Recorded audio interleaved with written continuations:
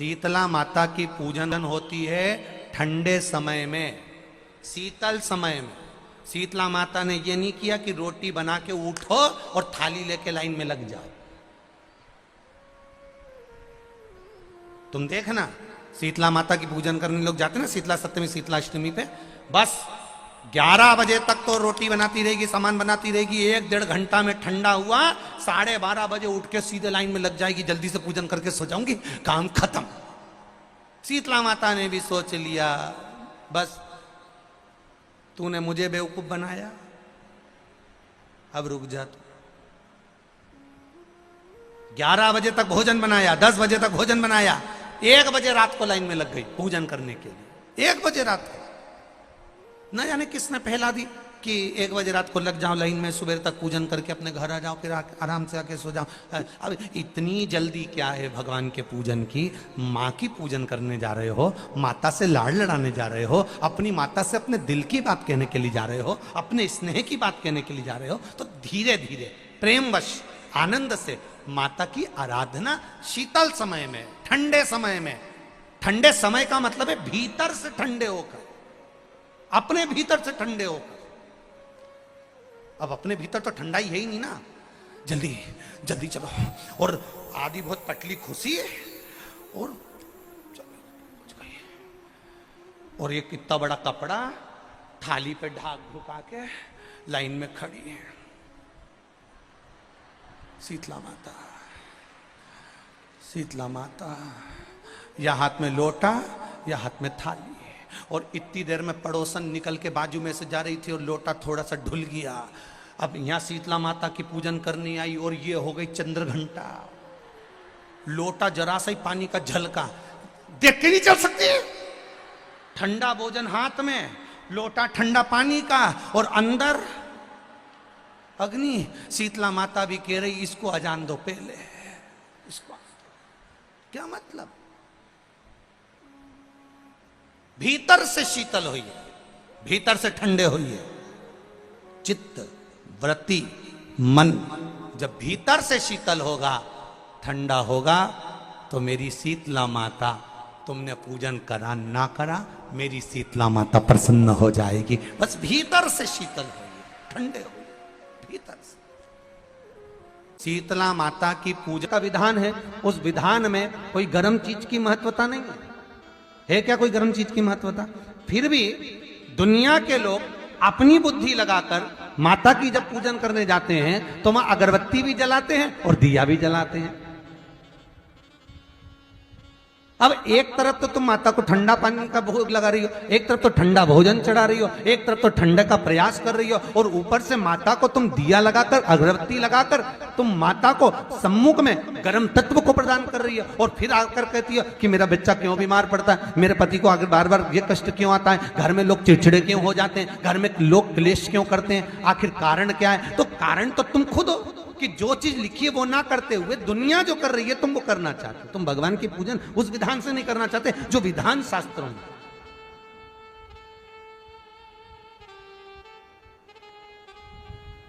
जो शास्त्रार्थ विधान कहता है।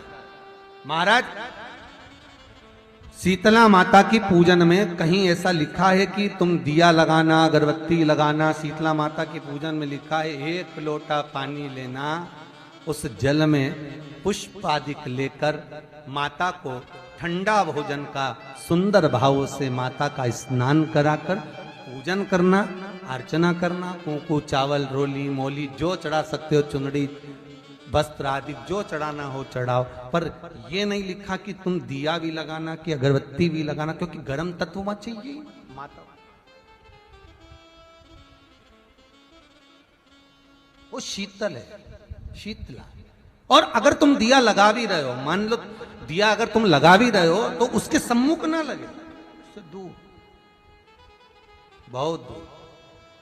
हिंदू मान्यताओं के अनुसार माता शीतला को संक्रामक रोगों और बीमारियों से सुरक्षा देने वाली देवी के रूप में पूजा जाता है। खासकर गर्मी के मौसम में माता शीतला की पूजा से शरीर की स्वच्छता और पर्यावरण की रक्षा की जाती है, जो आज भी हमारे स्वास्थ्य के लिए अत्यंत महत्वपूर्ण है। स्कंद पुराण में माता शीतला का वाहन गर्दभ है, वे अपने हाथों में कलश, सूप, मार्जन, झाड़ू तथा नीम के पत्ते धारण करती हैं, जो चेचक का रोगी की परेशानी को हर देते हैं। सूप से रोगी को हवा की जाती है, झाड़ू से चेचक के फोड़े फट जाते हैं, नीम के पत्ते फोड़ों के दर्द से आराम मिलता है। मान्यता है कि शीतला देवी के आशीर्वाद से परिवार में रोगों का निवारण होता है, खासकर ऐसे रोग जो विशेष रूप से गर्मी के मौसम में होते हैं, जैसे कि दाह ज्वर, बुखार और पीत ज्वर आदि। उनकी पूजा हिंदू समाज में विशेष रूप से पौराणिक कथाओं,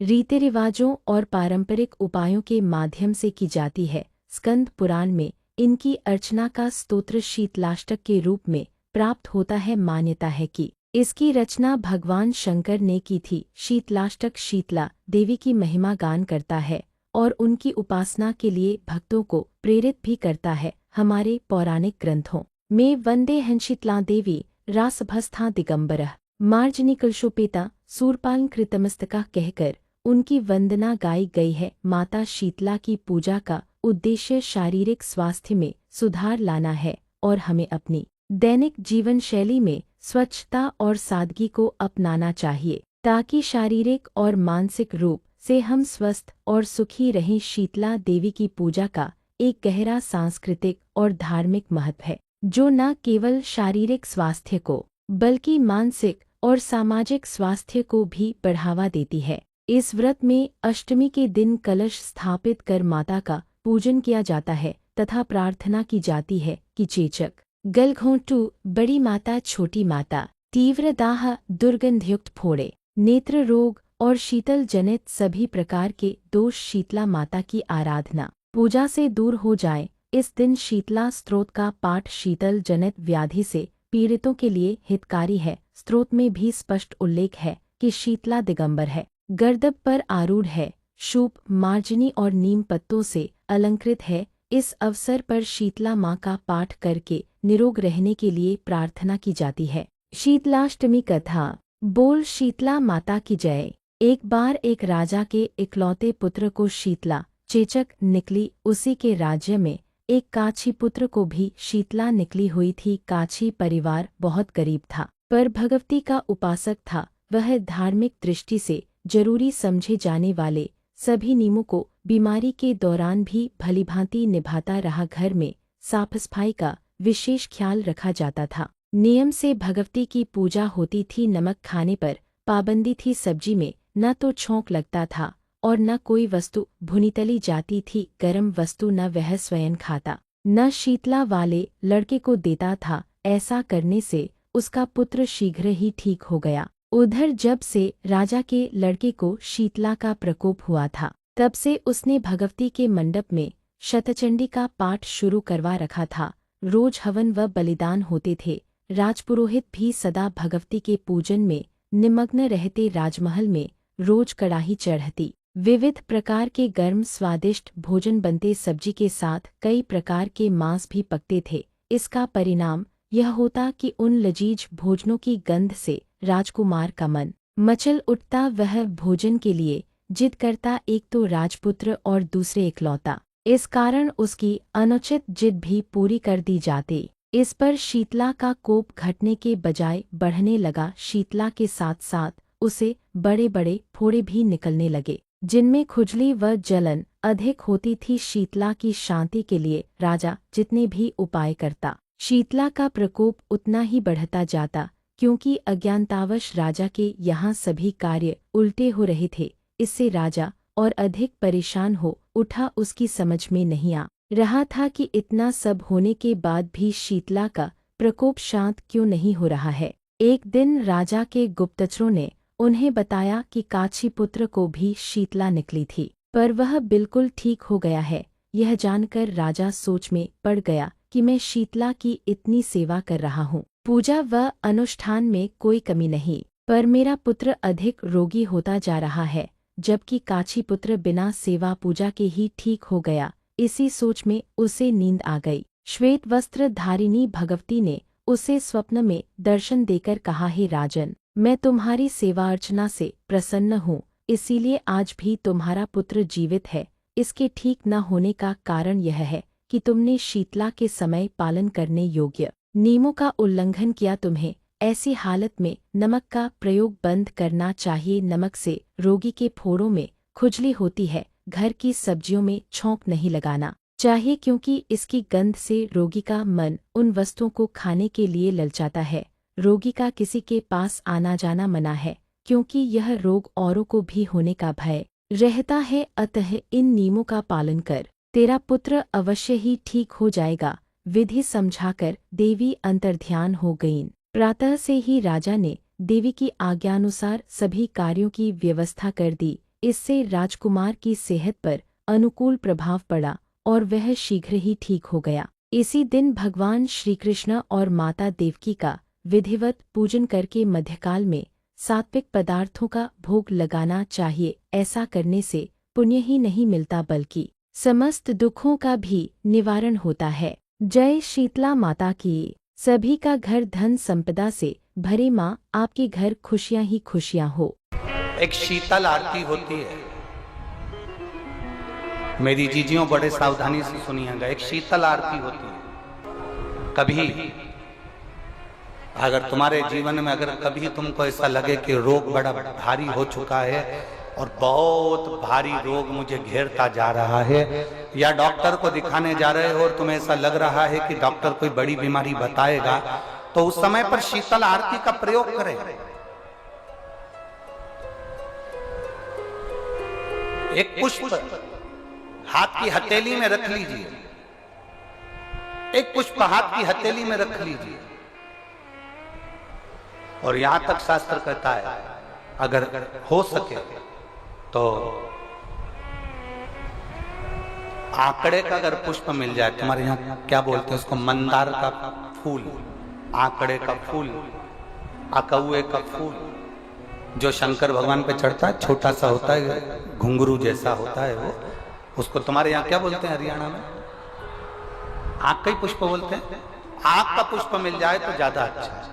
अब उसमें चाहे सफेद हो, चाहे नीला हो, चाहे गुलाबी हो, जैसा भी हो, हाथ में रखने के बाद हाथ में एक लोटा जल, भगवान शंकर के शिवालय में जब आप प्रवेश करें और प्रवेश करते समय भगवान के सम्मुख में जब भगवान शंकर के साक्षी में जब पहुंचे, आपके सामने पूजन में कोई भी सामग्री नहीं है, आपके पास में न दिया है, ना बाती है, ना गर्भवती है, ना चंदन है, ना कपूर है, ना कोई सामग्री है, केवल एक आंख का पुष्प और एक लोटा जल आपके पास में है। शिवालय में पहुंचकर शीतल आरती का प्रयोग करो।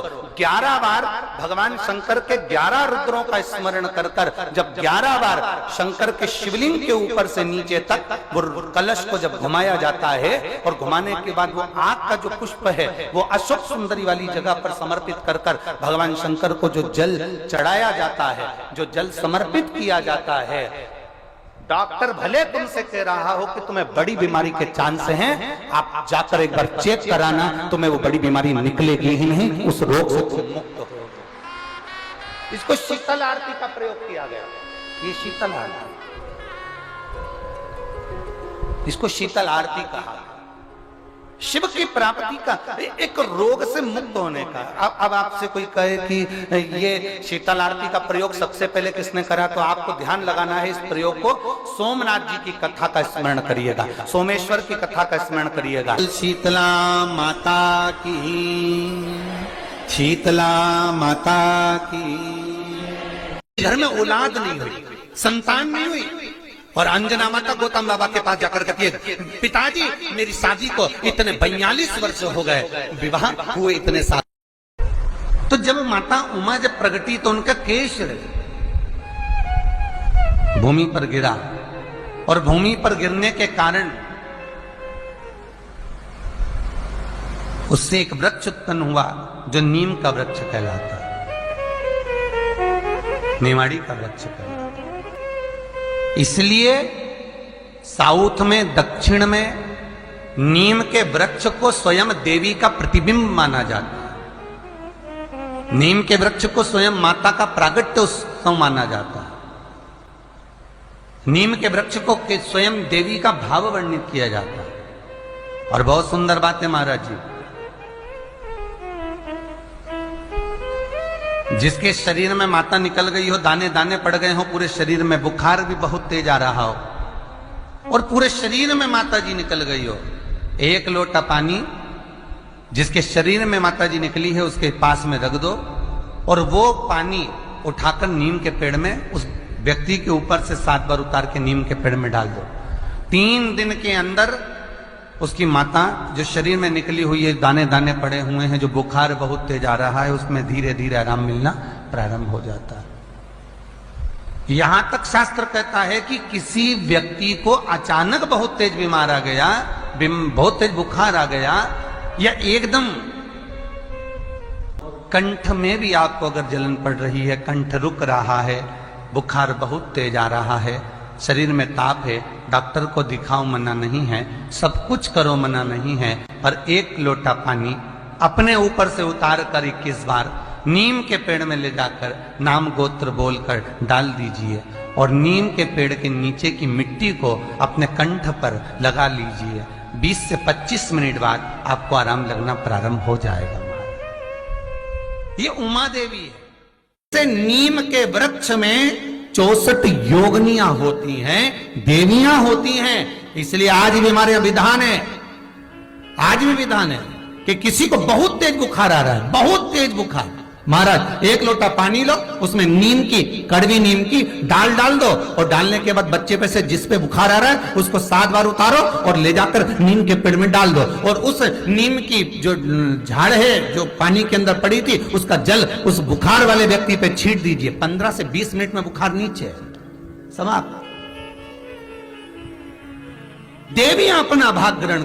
जगह की मिट्टी काया के रोग को ठीक कर देती है महाराज। अगर किसी व्यक्ति को चर्म रोग हो गया, कुष्ठ रोग हो गया, चमड़ी सफेद पड़ गई, रोग समाप्त नहीं हो रहा, बढ़ते जा रहा है, औषधियां आपने बहुत कर ली, तो 3 जगह की मिट्टी आपको फल प्रदान करेगी। पहला सूर्य कुंड की मिट्टी। स्कंद पुराण सूर्य कुंड कहां पर है? तो कहा दतिया और झांसी के बीच में सूर्य कुंड निवास करता है। उस सूर्य कुंड की मिट्टी को लाकर जिस व्यक्ति को कुष्ठ रोग हो गया हो, शरीर की चमड़ी सफेद पड़ गई हो, स्कंद पुराण कहती है सूर्य कुंड की मृदा लगा लेने से 5 से 7 दिन में रोग समाप्त होने लगता है महाराज। पर सूर्य को सर्वाधिक प्रियता क्या?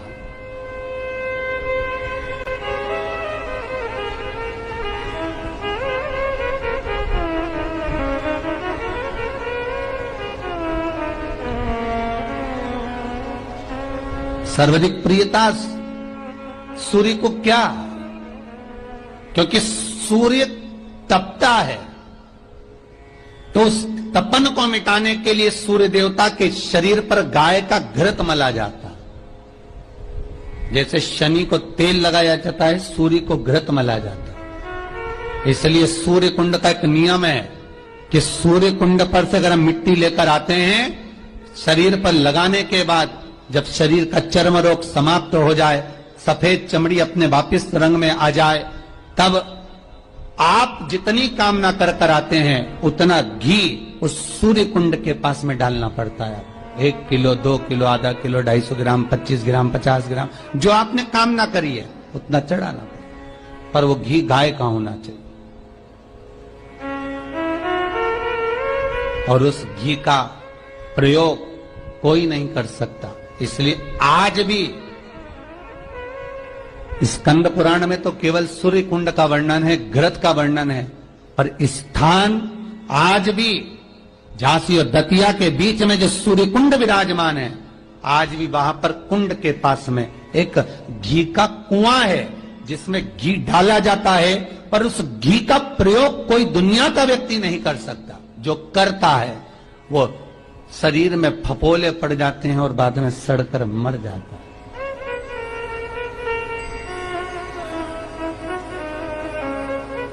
घृत है, पर गंध नहीं, घृत है। 3 जगह की मृदा जीव को सुख का अनुभव कराती है। पहला सूर्य कुंड महाराज। दूसरा वर्णन करा है जिस स्थान पर गौ माता को बांधा गया हो और गाय अपने बछड़े को, बछिया को जन्म देती हो, उस स्थान पर उसकी मिट्टी, उसकी मृदा, उस जगह की रज, जब मकान का मुहूर्त होता है, दुकान खोली जाती है, दुकान बनाई जाती है, दुकान में कोई अग्नि का प्रवेश हो, उससे पहले जहां पर गाय ने अपने बछड़े को जन्म दिया हो, बच्चे को जन्म दिया हो, उस स्थान की मिट्टी उस भूमि पर लेपन कर दी जाए तो जिंदगी में कभी संपदा की कमी नहीं हो सकती महाराज। ये दूसरी मृदा स्कंद पुराण वर्णन करती है। धेनु मानस के लिए शास्त्र कहता है कि नई दुकान बन रही हो, नया मकान बन रहा हो, महाराज नई कोई प्रॉपर्टी आपने खरीदी है और उसमें कोई व्यापार चालू करना चाहते हो तो पहले गाय जहां पर बछड़ा बछिया को जन्म दिया हो, भले पहले दिया हो, पर जमीन तो वही है, रज तो वही है, वहां की मिट्टी का लेपन करने से वो सुख, वो आनंद, वो संपदा बढ़ जाती है। तीसरी मिट्टी, तीसरी मृदा, गोपी भूमि, जिस भूमि पर गोपियां भगवान से मिलने के लिए गई थी और इंतजार करते करते कब द्वारका नाथ आएंगे, कब द्वारकाधीश हमें दिखेंगे, कब ठाकुर हमें दिखेगा, उस भूमि पर ठाकुर का इंतजार करती हैं। जब भगवान कृष्ण नहीं आए तब उन गोपियों ने शिव को बुलाया, इसलिए गोपी तालाब के पास में शंकर का मंदिर है। पर है गोपी भूमि महाराज, पहली सूर्य कुंड, दूसरी जहां गौ माता बनती हो वहां की मिट्टी, तीसरी है गोपी भूमि। तीनों भूमि की मिट्टी का देखिए, सूर्य कुंड की मिट्टी काया का रोग ठीक कर रही है, गौ माता के बंधने की मिट्टी लक्ष्मी की वृद्धि कर रही है, और गोपी तालाब की मिट्टी आपको भक्ति प्रदान कर रही है।